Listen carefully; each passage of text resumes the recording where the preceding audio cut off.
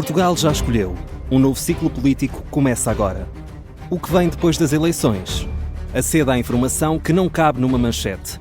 Assine hoje, com até 55% de desconto, e habilite-se a ganhar um dos 10 cartões oferta FNAC que temos para oferecer. Tudo em observador.pt. Horas.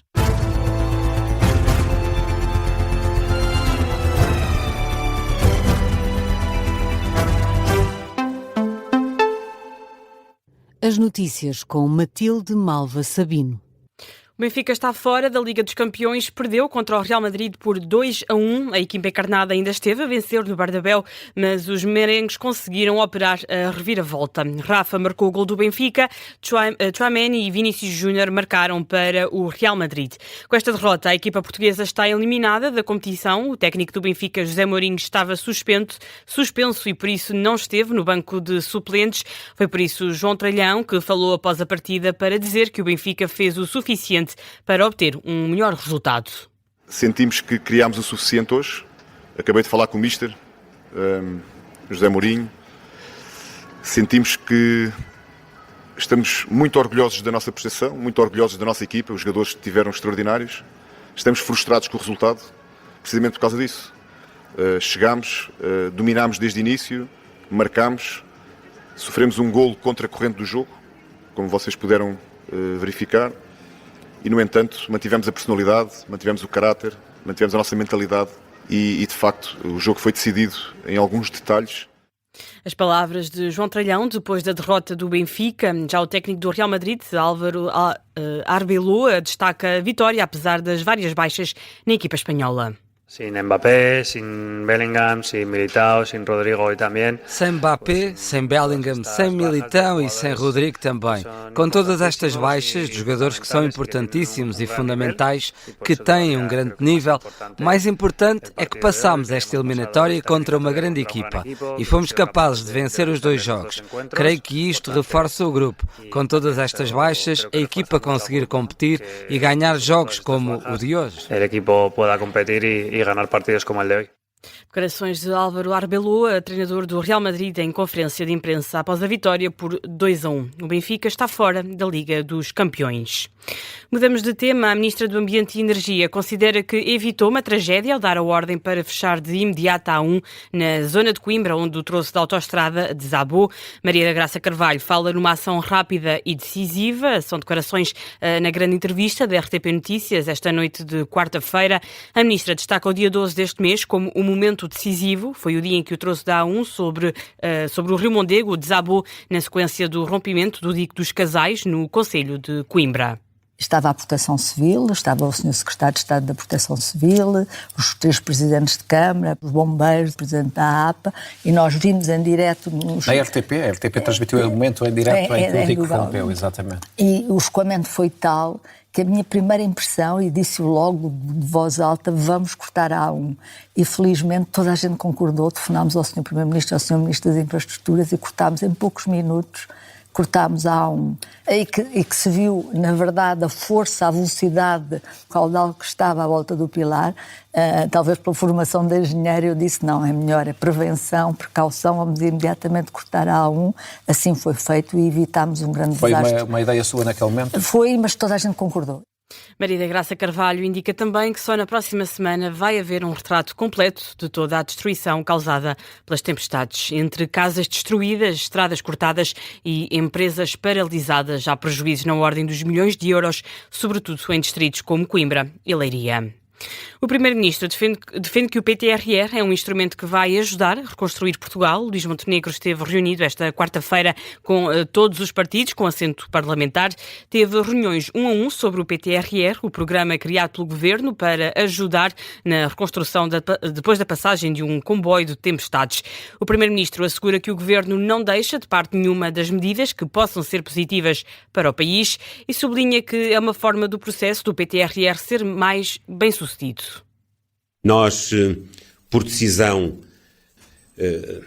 amadurecida, não quisemos circunscrever ainda nenhuma medida a este calendário, sendo certo que muitas são tão urgentes e prementes que já estão em execução. Também não quisemos estar a fixar um volume de investimento pré-definido, porque entendemos que o processo será tão mais passível de ser bem-sucedido quanto nós tínhamos a liberdade de poder proceder à hierarquia das prioridades que o país deve promover.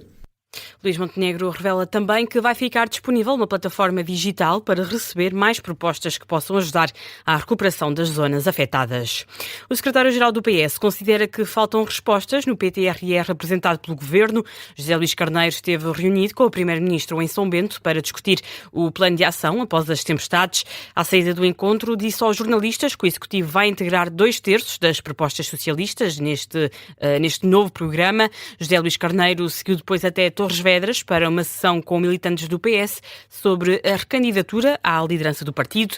Aí voltou a falar sobre o PTRR num tom mais crítico para dizer que faltam respostas ao plano do Governo, apesar das boas intenções. Falta respostas diretas e imediatas às famílias, aos trabalhadores, às empresas e também às autarquias. Ou seja, enquanto plano de intenções tem boas intenções, mas é evidente que é necessário dar respostas imediatas, particularmente às famílias cujos custos de recuperação habitacional são acima dos 10.000 euros. É necessário responder às empresas que estão a ser encaminhadas para o endividamento e que não querem o endividamento, querem apoio à tesouraria e querem apoio ao investimento, mas a fundo perdido. José Luís Carneiro reitera que o PTRR não passa de um plano de intenções que não responde às questões do imediato.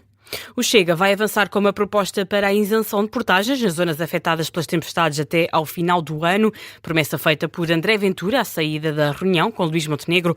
O presidente do Chega diz que não faz sentido que nas zonas mais afetadas se pague portagem. André Ventura diz que o governo não quer voltar atrás na decisão, embora não se negue a ouvir o Chega. O Governo não está disponível a avançar nesta área, mas manifestou-se disponível para ouvir a proposta do Chega nesta matéria e, portanto, eu quero anunciar aqui que nós vamos avançar no Parlamento, seja em sede de orçamento retificativo ou não orçamento retificativo. O Chega vai avançar com uma isenção até ao final do ano das portagens nas zonas que foram afetadas direta e indiretamente pelas vagas de tempestades.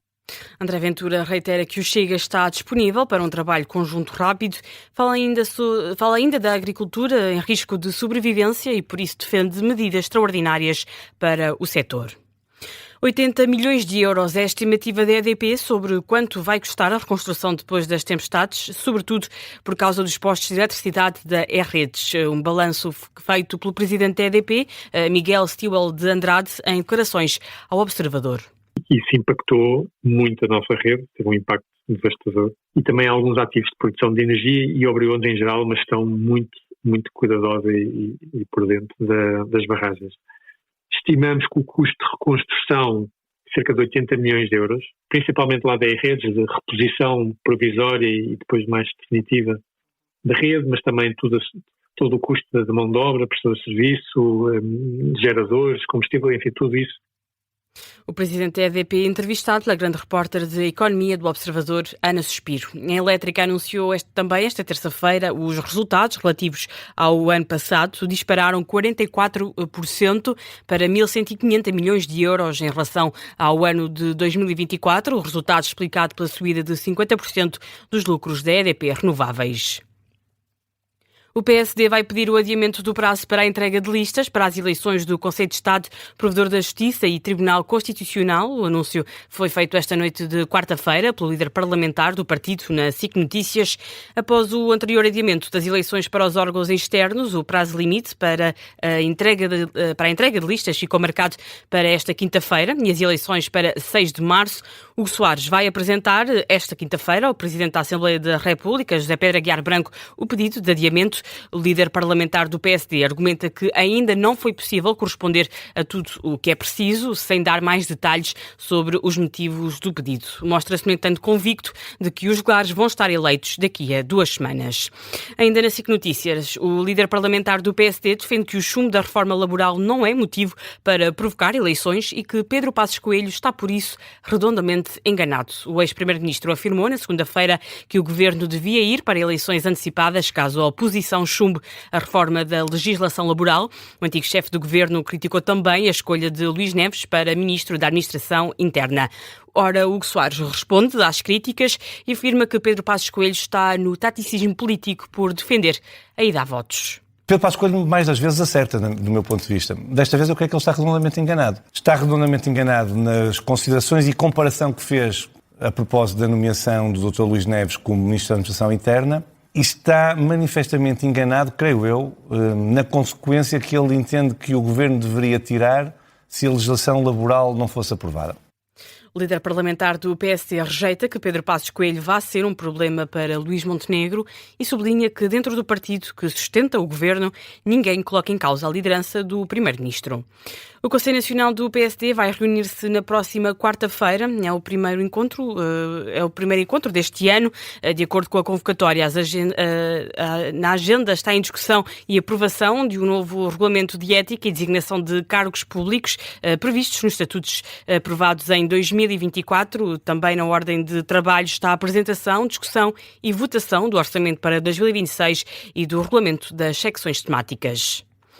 António José Seguro entregou a gerência de uma das empresas familiares a Nuno Brilhante Dias, irmão do líder parlamentar do PS. Segundo confirmou o Observador, a Mimos da Beira, que produz e comercializa vinho e azeite, vai passar a ser gerida por Nuno Brilhante Dias. A empresa tinha sido fundada por António José Seguro e pelo irmão do líder parlamentar do PS em 2023. O Presidente da República eleito já tinha anunciado esta quarta-feira que se desvinculou das 3 empresas em que tinha participações. Numa nota enviada à agência Lusa, a Seguro informou que passou aos 2 filhos as participações sociais que detinha nas 2 empresas familiares e que vendeu a um terceiro a participação numa outra empresa. As desvinculações de António José Seguro acontecem a poucos dias de assumir a presidência da República. A tomada de posse está marcada para dia 9 de março. Foi a notícia de fecho deste jornal. A informação regressa às 3h30. Até já.